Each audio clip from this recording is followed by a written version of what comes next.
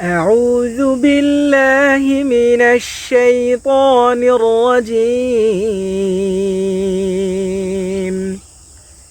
بسم الله الرحمن الرحيم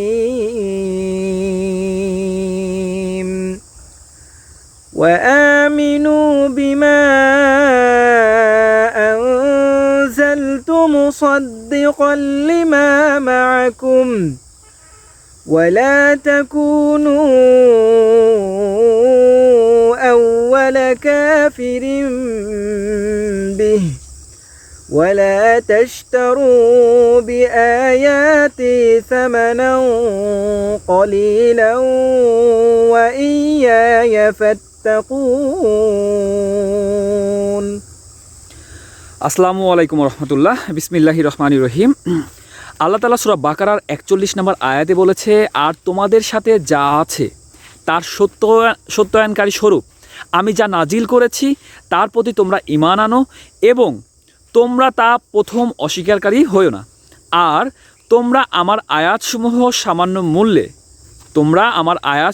সামান্য মূল্যে বিক্রি করো না এবং কেবল আমাকেই ভয় করো।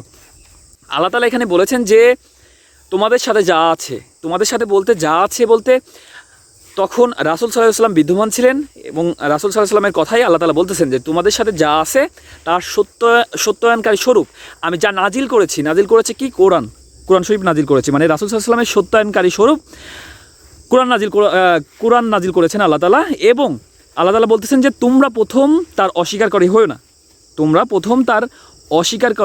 হয়েও না এবং আমার আয়াতসমূহ সামান্য মূল্যে বিক্রি করো না এবং কেবল আমাকেই ভয় করো।